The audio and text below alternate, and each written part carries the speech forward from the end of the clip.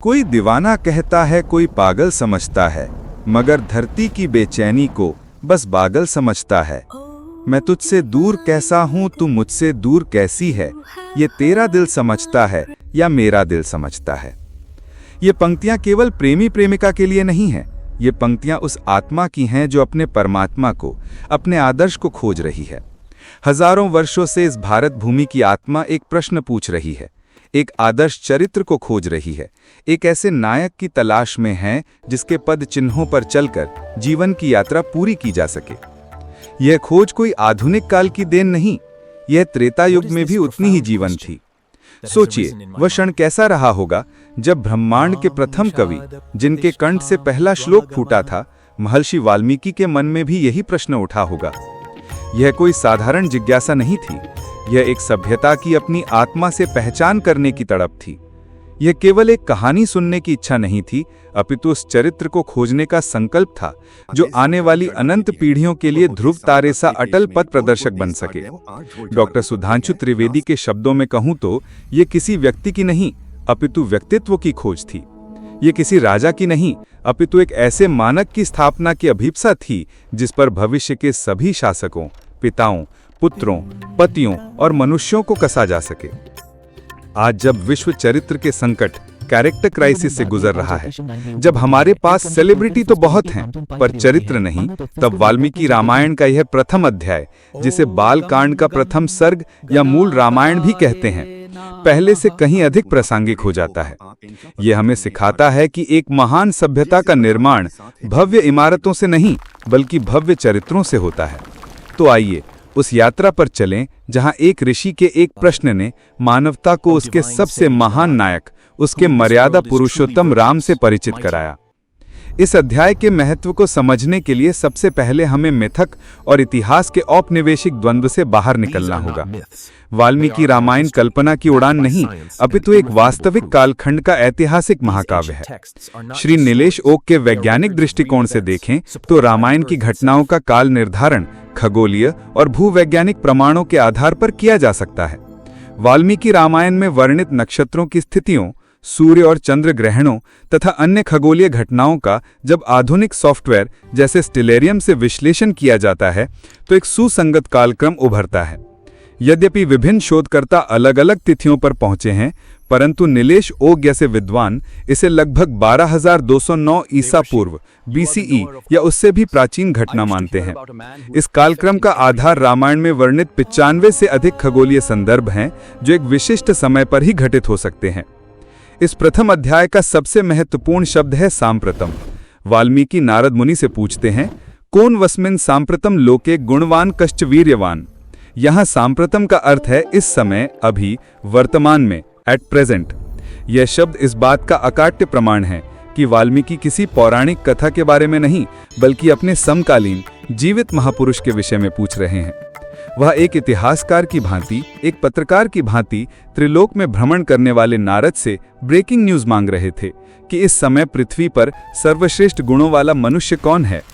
Doctor Sudhanshu Trivedi की दृष्टि से देखें तो भारत का इतिहास राजाओं की जय पराजय का लेखा जोखा मात्र नहीं, यह एक सतत सभ्यतागत प्रवाह है। रामायण उस प्रवाह का एक शिखर है। उस युग में राज्य का आधार धर्म था। इक्ष्वाकु वंश, जिसके सूर्यवंशी राजा राम थे, अपनी सत्यनिष्ठा, वचनबद्धता और प्रजापालन के लिए विख्यात था। यह वह काल था जब मनुष्य की चेतना इतनी उन्नत थी कि वे प्रकृति की शक्तियों के साथ संवाद स्थापित कर सकते थे, जिसे आज हम देवी देवताओं का हस्तक्षेप कहते हैं। यज्ञ केवल कर्मकांड नहीं, अपितु ब्रह्मांडीय ऊर्जा के साथ तादात्म्य स्थापित करने का विज्ञान था। समाज वर्ण व्यवस्था पर आधारित था जो जनवना नहीं कर्मणा थी और जिसका उद्देश्य समाज का सुचारू संचालन था। वाल्मीकि स्वयं एक निषाद कुल में जन्मे थे और ब्रह्मर्षि के पद तक पहुंचे, यह इस बात का प्रमाण है। अतः जब हम यह अध्याय पढ़ते हैं तो हमें इसे किसी अमूर्त आतीन काल की कहानी न मानकर एक ऐसे विशिष्ट ऐतिहासिक कालखंड की घटना के रूप में देखना चाहिए जहां राजनीति, समाज और अध्यात्म एक दूसरे में गूंथे हुए थे और जिसका नेतृत्व धर्म नामक सार्वभौमिक सिद्धांत कर रहा था। इस सर्ग का प्राण है महर्षि वाल्मीकि का प्रश्न और देवर्षि नारद का उत्तर। हम किसी अन्य भाष्य या कल्पना पर नहीं, केवल वाल्मीकि द्वारा लिखे गए शब्दों पर ध्यान केंद्रित करेंगे, जैसा कि यशोदीप देवधर जी का आग्रह रहता है। कोन वस्मिन् सांप्रतम लोके गुणवान कश्च वीर्यवान धर्मज्ञश्च कृतज्ञश्च सत्यवाक्यो दृढ़व्रतः चारित्रेण चको युक्तः सर्वभूतेषु को हितः विद्वान् कः कः समर्थः चको एक प्रियदर्शनः। को नु अस्मिन् सांप्रतम लोके, को नु अस्मिन् सांप्रतम लोके, कौन है कह इस अस्मिन वर्तमान समय में सांप्रतम इस संसार में लोके, गुणवान सद्गुणों से युक्त, कह च वीर्यवान और कौन पराक्रमी है, धर्मज्ञश्च और कौन धर्म को जानने वाला है, कृतज्ञश्च और कौन किए हुए उपकार को मानने वाला कृतज्ञ है, सत्यवाक्यो सत्य बोलने वाला है, दृढ़व्रतः अपने व्रत पर दृढ़ रहने वाला है, चारित्रेण च को युक्तः और कौन चरित्र से युक्त है, सर्वभूतेषु को हितः सभी प्राणियों सर्वभूतेषु का हितैषी, हितः कौन है, विद्वान कह विद्वान कौन है, कह समर्थः च और कौन सामर्थ्यशाली है सक्षम है, कह च एक प्रिय दर्शनः और कौन है जिसे देखकर सदैव प्रिय अनुभूति होती है, जिसका दर्शन एकमात्र प्रिय है। वाल्मीकि तपस्वी और वाणी में श्रेष्ठ नारद मुनि से पूछते हैं, हे मुनिवर, इस वर्तमान संसार में वह कौन है जो गुणवान, वीर्यवान, धर्मज्ञ, कृतज्ञ, सत्यवादी, दृढ़ संकल्प वाला, सदाचारी, सभी प्राणियों का हितैषी, विद्वान, सामर्थ्यशाली और सदैव प्रिय दिखने वाला है। यहाँ मोहित जी की खंडन मंडन शैली का प्रयोग आवश्यक है। भ्रांति एक, रामायण एक काल्पनिक कथा मिथोलॉजी है। जैसा पहले सिद्ध किया गया, सांप्रतम शब्द ही इस धारणा का खंडन करता है। वाल्मीकि अपने समकालीन नायक की खोज में थे। ये इतिहास लेखन का आरंभ है, कल्पना का नहीं। वाल्मीकि एक पत्रकार हैं और नारद उनके सोर्स हैं। भ्रांति दो, रामायण में राम के 16 गुण गिनाए गए हैं। ये एक बहुत बड़ी और प्रचलित भ्रांति है। वाल्मीकि ने प्रश्न में लगभग 11 प्रमुख गुणों का उल्लेख किया है। उत्तर में नारद मुनि ने इक्ष्वाकु वंश में उत्पन्न राम का नाम लिया और फिर उनके 16 महान गुणों या षोडश गुणाः का वर्णन किया। ये गुण है नियतात्मा यानी मन पर नियंत्रण, महावीर यानी महान वीर, द्युतिमान यानी तेजस्वी, धृतिमान यानी धैर्यवान, वशी यानी इंद्रियों को वश में रखने वाले, बुद्धिमान, नीतिमान, वाग्मी यानी उत्तम वक्ता, श्रीमान यानी शोभायुक्त, शत्रु निबर्हणः यानी शत्रुओं का नाश करने वाले, विपुलांशः यानी विशाल कंधों वाले, महाबाहु यानी लंबी भुजाओं वाले, कंबुग्रीवः यानी शंख जैसी गर्दन वाले, महाहनु यानी बड़ी ठोड़ी वाले, महोरस्कः यानी विशाल वक्ष वाले और गूढ़जत्रु यानी सुगठित हसली की हड्डी वाले। ये 16 गुण का वर्णन नारद करते हैं, वाल्मीकि नहीं। भ्रांति 3, रामायण का उद्देश्य केवल राम की दिव्यता का गान करना है। मूल ग्रंथ का आरंभ देखिए। प्रश्न एक मनुष्य के गुणों के बारे में है। नारद का उत्तर भी एक मनुष्य के रूप में राम का परिचय देता है। इक्ष्वाकु वंश प्रभवो रामो नाम जनेः श्रुतः। इक्ष्वाकु वंश में उत्पन्न लोगों द्वारा राम नाम से सुने गए। उनकी दिव्यता उनके कर्मों से सिद्ध होती है। रामायण ये नहीं कहती कि वे भगवान थे इसलिए उन्होंने महान कार्य किए, अपितु यह कहती है कि उन्होंने इतने महान कार्य किए कि वे भगवान कहलाए। ये मनुष्य की अपनी संभावनाओं के शिखर तक पहुंचने की गाथा है। वाल्मीकि का प्रश्न केवल भौतिक गुणों की सूची नहीं, यह चेतना के उत्थान का एक ब्लूप्रिंट है। यह प्रश्न अपने आप में एक दर्शन है। वाल्मीकि का प्रश्न ब्रह्मांड के मूल सिद्धांत रुत या ऑर्डर के साथ व्यक्ति के अलाइनमेंट या धर्म से जुड़ा है। जब कोई व्यक्ति अपने जीवन को रुतक के साथ पूर्णतः संरेखित कर लेता है तो ये गुण स्वतः ही उसमें प्रकट हो जाते हैं। यह वैदिक रश्मि सिद्धांत के अनुसार चेतना की शुद्धि का परिणाम है। गुणवान, वीर्यवान ये आत्मा की स्वाभाविक शक्तियां हैं जो अज्ञान और अधर्म के आवरण से ढकी रहती हैं। जब चेतना शुद्ध होती है तो आत्मा का बल यानी वीर्य और सत्व रजतम का संतुलन यानी गुण प्रकट होता है। धर्मज्ञ यह केवल शास्त्रों को जानना नहीं अपितु रुतक के नियमों को अपनी अंतरात्मा में अनुभव करना है। कृतज्ञ यह ब्रह्मांड के प्रति आभार का भाव है। जो व्यक्ति यह समझता है कि उसका अस्तित्व ब्रह्मांडीय शक्तियों यानी देवताओं की कृपा पर निर्भर है, वह कृतज्ञ हुए बिना रह नहीं सकता। सत्यवाक्यो दृढ़व्रतः यह संकल्प शक्ति का मानवीय चेतना में प्रकटीकरण है। सत्य बोलना और व्रत पर दृढ़ रहना ब्रह्मांड की सृजनात्मक ऊर्जा को अपने जीवन में साधने जैसा है। राम इन गुणों के पुंज थे क्योंकि उनकी चेतना पूर्णतः ब्रह्मांडीय चेतना यानी ब्रह्म के साथ एकाकार हो चुकी थी। वे केवल एक व्यक्ति नहीं अपितु धर्म का साकार रूप थे। इसलिए कहा गया रामो विग्रहवान धर्मः। वाल्मीकि का प्रश्न केवल भौतिक गुणों की सूची नहीं, ये चेतना के उत्थान का एक ब्लूप्रिंट है। ये प्रश्न अपने आप में एक दर्शन है। वाल्मीकि का प्रश्न आध्यात्मिक मनोविज्ञान के एक बहुत महत्वपूर्ण सिद्धांत को चिन्हित करता है, धर्मज्ञश्च कृतज्ञश्च। यह एक लीडर का सबसे बड़ा गुण है। धर्मज्ञता उसे बताती है कि क्या सही है और कृतज्ञता उसे विनम्र रखती है। कृतज्ञ व्यक्ति कभी अहंकारी नहीं हो सकता क्योंकि वह जानता है कि उसकी सफलता में अनगिनत लोगों का योगदान है। चारित्रेण चको युक्तः। चरित्र क्या है? जब आपके विचार, वचन और कर्म में कोई भेद न रह जाए, जब आप अकेले में भी वही हों जो आप सबके सामने हैं। यह इंटेग्रिटी की सर्वोच्च परिभाषा है। राम का पूरा जीवन इसी चारित्रिक निष्ठा का प्रमाण है। सर्वभूतेषु को हितः। यह सहानुभूति और करुणा की पराकाष्ठा है। एक सच्चा नायक केवल अपने अनुयायियों का। आइए आपको एक कहानी सुनाता हूँ। कहानी उस वीर की जिसकी रगों में भी श्री राम के पूर्वज इक्ष्वाकु का ही रक्त बहता था। कहानी मेवाड़ की आन बान और शान महाराणा प्रताप की। हवाओं से कहो अपनी औकात में रहें, हम परों से नहीं हौसलों से उड़ा करते हैं। समय था जब दिल्ली के सिंहासन पर अकबर का साम्राज्य था और भारत के अधिकतर रजवाड़े उसकी अधीनता स्वीकार कर चुके थे, पर मेवाड़ की मिट्टी को गुलामी स्वीकार न थी। हल्दी घाटी के युद्ध के बाद महाराणा प्रताप को जंगलों और पहाड़ों में भटकना पड़ा, घास की रोटियां खानी पड़ी, जमीन पर सोना पड़ा, पर एक चीज थी जो उन्होंने कभी नहीं छोड़ी, उनका व्रत, उनका धर्म। सत्यवाक्यो दृढ़व्रतः। सत्य का वचन और व्रत पर दृढ़ रहना। प्रताप का व्रत था अपनी मातृभूमि मेवाड़ की स्वतंत्रता का। एक दिन उनके पुत्र अमर सिंह ने एक जंगली बिल्ली को अपने हाथ से घास की रोटी छीनकर भागते देखा। बालक बिलक बिलक कर रो पड़ा। उस क्षण एक पिता का हृदय व्यथित हो उठा। महाराणा के मन में एक पल को विचार आया कि क्या ये संघर्ष उचित है? क्या अपने परिवार को इस असहनीय कष्ट में डालकर मैं कोई भूल तो नहीं कर रहा? उनके एक मंत्री ने भी सलाह दी कि अब अकबर से संधि कर लेनी चाहिए। उसी रात जब प्रताप इस धर्म संकट में थे, उन्हें अपने पूर्वजों का स्मरण हुआ। उन्हें राजा रघु याद आए, जिन्होंने अपना सर्वस्व दान कर दिया था। उन्हें राजा हरिश्चंद्र याद आए, जिन्होंने सत्य के लिए अपना राजपाट, परिवार सब कुछ त्याग दिया था। और उन्हें याद आए उनके आराध्य श्री राम, जिन्होंने पिता के एक वचन के लिए 14 वर्ष का वनवास स्वीकार किया। प्रताप ने सोचा, मेरे आराध्य ने धर्म के लिए राजमहल छोड़ा और मैं धर्म के लिए ये जंगल भी न संभाल सकूंगा। उनका व्रत था पिता के वचन का, मेरा व्रत है मातृभूमि की आन का। वो रात प्रताप के लिए आत्म साक्षात्कार की रात थी। उन्होंने अपने संकल्प को और भी दृढ़ कर लिया। उन्होंने अकबर को भेजा गया संधि का विचार वापस ले लिया और अपने सरदारों को एकत्रित कर कहा, जब तक प्रताप के शरीर में रक्त की एक भी बूंद है, मेवाड़ की धरती पर तुर्कों का झंडा नहीं फहराएगा। ये मेरा व्रत है और यही मेरा धर्म है। देखिए, यही है दृढ़व्रतः का जीवन में उतरना। जैसे श्री राम अपने व्रत पर दृढ़ रहे, वैसे ही महाराणा प्रताप भी रहे।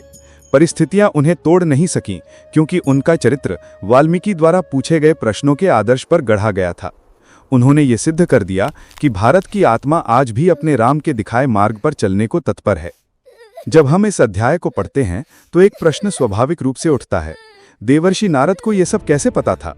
वे तीनों लोकों की जानकारी कैसे रखते थे?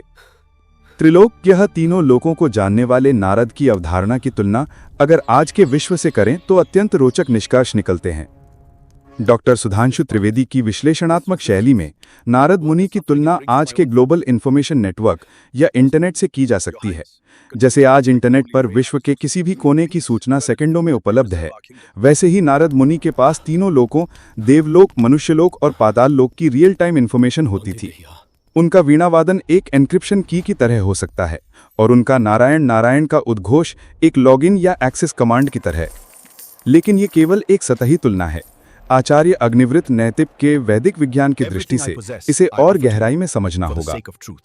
आधुनिक क्वांटम फिजिक्स क्वांटम एंटेंगलमेंट और नॉन लोकैलिटी की बात करती है, जहां दो कण कितनी भी दूर हों, एक दूसरे से जुड़े रहते हैं और एक में परिवर्तन का प्रभाव तुरंत दूसरे पर पड़ता है। वैदिक दर्शन के अनुसार यह संपूर्ण ब्रह्मांड एक ही चेतना ब्रह्म का विस्तार है। नारद जैसे सिद्ध योगी अपनी चेतना को उस यूनिवर्सल कॉन्शियसनेस फील्ड के साथ ट्यून कर लेते थे। उनकी चेतना किसी एक शरीर या स्थान तक सीमित नहीं थी, बल्कि वो ब्रह्मांडीय चेतना के नेटवर्क का एक नोड थी। इसलिए उनके लिए कहीं भी जाना या कहीं से सूचना लाना भौतिक यात्रा का विषय नहीं, बल्कि चेतना के स्तर पर उस सूचना तक पहुंचने यानी एक्सेस का विषय था। यह आज के क्लाउड कंप्यूटिंग का आध्यात्मिक संस्करण है, जहां डेटा किसी एक डिवाइस पर नहीं बल्कि एक क्लाउड में संग्रहित होता है और उसे कहीं से भी एक्सेस किया जा सकता है। नारद की वीणा केवल एक वाद्य यंत्र नहीं, अपितु एक ऐसा उपकरण डिवाइस थी जो उनकी चेतना की आवृत्तियों को ब्रह्मांडीय चेतना की आवृत्तियों के साथ सामंजस्य बिठाने में सहायता करती थी। इस प्रकार जिसे हमारे पूर्वज योग सिद्धि कहते थे, वो चेतना के विज्ञान का उन्नत स्तर था। वे प्रकृति के उन नियमों को जानते थे जिन्हें आज हम तकनीक के माध्यम से केवल भौतिक स्तर पर दोहराने का प्रयास कर रहे हैं। आपने जो कुछ भी बताया वो बहुत प्रभावशाली है। आपने सिद्ध किया कि रामायण इतिहास है, राम एक वास्तविक महापुरुष थे, तो फिर हम उनकी पूजा भगवान की तरह क्यों करते हैं? क्या इसका ये अर्थ नहीं कि हमने एक महान मनुष्य को भगवान बनाकर उनके मानवीय संघर्षों और आदर्शों को ताक पर रख दिया? क्या उन्हें भगवान मान लेने से हम ये बहाना नहीं बना लेते कि वे तो भगवान थे, वे कुछ भी कर सकते थे, हम साधारण मनुष्य उनकी तरह कैसे बन सकते हैं? क्या ये उनके चरित्र का अवमूल्यन नहीं है? यह प्रश्न अत्यंत महत्वपूर्ण और व्यावहारिक है, जो आज के हर चिंतनशील हिंदू के मन में उठता है। इसका उत्तर हाँ या नहीं में नहीं दिया जा सकता। इसे सनातन धर्म की ईश्वर की अवधारणा के परिप्रेक्ष्य में समझना होगा। सेमिटिक अब्राहमिक धर्मों में गॉड और मैन के बीच एक स्पष्ट और अलंघनीय दीवार है। ईश्वर स्वर्ग में है, मनुष्य पृथ्वी पर। मनुष्य कभी ईश्वर नहीं बन सकता। इसके विपरीत सनातन धर्म अहम ब्रह्मास्मि और तत्त्वम असि का उद्घोष करता है। यहाँ हर जीव संभावित ब्रह्म है। ईश्वर और मनुष्य के बीच की दीवार अज्ञान की है, तात्विक नहीं। जब कोई मनुष्य अपने कर्म, ज्ञान और भक्ति से उस अज्ञान के आवरण को पूर्णतः हटा देता है, तो वो अपने ब्रह्म स्वरूप में स्थित हो जाता है। वो नर से नारायण बन जाता है। राम की पूजा इसलिए नहीं की जाती कि वे किसी दूसरे लोक से आए हुए भगवान थे। राम की पूजा इसलिए की जाती है क्योंकि वे एक मनुष्य के रूप में जन्मे और उन्होंने अपने कर्मों से ये सिद्ध कर दिया कि मानवता की पराकाष्ठा ही देवत्व है। उन्होंने दिखाया कि एक पुत्र, एक पति, एक भाई, एक मित्र और एक राजा के रूप में धर्म का पालन करते हुए कैसे जीवन जिया जा सकता है। उनका भगवान होना उनके मानवीय आदर्शों को खारिज नहीं करता, बल्कि उन्हें सर्वोच्च मान्यता प्रदान करता है। यदि कोई यह कहकर अपने कर्तव्यों से विमुख हो जाता है कि राम तो भगवान थे, हम उनकी बराबरी नहीं कर सकते, तो यह उसकी अपनी कमजोरी और धर्म की गलत समझ है। राम का जीवन हमें ये बताने के लिए है कि परिस्थितियां कितनी भी विषम क्यों ना हो, धर्म के मार्ग पर चलना संभव है। उनका देवत्व हमारे लिए बहाना नहीं, बल्कि सर्वोच्च प्रेरणा का स्रोत यानी अल्टीमेट इंस्पिरेशन होना चाहिए। वे उस पर्वत के शिखर की तरह हैं जिसे देखकर हर पर्वतारोही को चढ़ने की प्रेरणा मिलती है। अमिल गनात्रा की शैली में कहें तो हमें राम के जीवन को दो स्तरों पर देखना होगा, अनुकरण और अनुसरण। हम शायद उनकी तरह समुद्र पर सेतु न बना सकें, ये अनुकरण है, लेकिन हम उनकी तरह अपने परिवार को जोड़ने वाला सेतु अवश्य बन सकते हैं। हम शायद उनकी तरह रावण का संहार न कर सकें, लेकिन हम अपने भीतर के अहंकार, क्रोध और अधर्म रूपी रावण का संहार अवश्य कर सकते हैं। इसलिए राम की पूजा करना उनके मानवीय आदर्शों का अवमूल्यन नहीं, बल्कि उन आदर्शों को दिया जाने वाला सर्वोच्च सम्मान है। ये इस बात की घोषणा है कि जिस मार्ग पर चलकर एक नर नारायण बन गया, वही मार्ग हम सब के लिए भी खुला है। तो मित्रों, यात्रा कहाँ से आरंभ हुई? एक कवि के मन में उठे एक सहज प्रश्न से कि इस समय दुनिया में सबसे अच्छा आदमी कौन है, और उस एक प्रश्न के उत्तर में देवर्षि नारद ने हमें केवल एक नाम नहीं दिया, उन्होंने हमें एक चरित्र दे दिया, एक जीवन दे दिया, एक दर्शन दे दिया, एक सभ्यता का संविधान दे दिया। उन्होंने हमें राम दे दिए। वाल्मीकि रामायण का ये प्रथम सर्ग केवल एक भूमिका नहीं, ये पूरे ग्रंथ का बीज है। ये बीज है धर्म का, कर्तव्य का, त्याग का, पराक्रम का और मर्यादा का। जैसे एक छोटे से बीज में विशाल वटवृक्ष छुपा होता है, वैसे ही इस एक अध्याय में संपूर्ण राम कथा और उसके माध्यम से संपूर्ण सनातन जीवन दृष्टि छिपी है। डॉक्टर सुधांशु त्रिवेदी के शब्दों में, राम भारत की राष्ट्रीय चेतना के ऑपरेटिंग सिस्टम है। वे हमारे लिए केवल एक पूजनीय भगवान नहीं, बल्कि एक जीवंत आदर्श हैं। वे इस बात के प्रमाण हैं कि जब व्यक्ति अपने स्व को मिटाकर धर्म को स्थापित करता है, तो इतिहास उसे अपने सिर पर धारण करता है और काल उसे भगवान मानकर पूजता है। आज भी जब कोई माँ अपने बेटे को देखती है तो उसमें राम की छवि खोजती है। जब कोई पत्नी अपने पति को देखती है तो राम का समर्पण खोजती है। जब कोई नागरिक अपने शासक को देखता है तो राम का राम राज्य खोजता है। वाल्मीकि का वो प्रश्न आज भी हर भारतीय के हृदय में गूंज रहा है और युगों युगों से इस प्रश्न का एक ही उत्तर मिलता रहा है, राम। मैं अपनी वाणी को यही विराम देता हूं कुमार विश्वास जी की इन पंक्तियों के साथ कि हर मुश्किल सरल होगी तो पथ का दीप बन पहले, ये दुनिया जगमगाएगी तो खुद में ज्योति बन पहले। बदलना है अगर तुझको ये तारों का चलन प्यारे, तो अपने राम का बन जा तो उनका अंश बन पहले। रामो विग्रहवान धर्मः।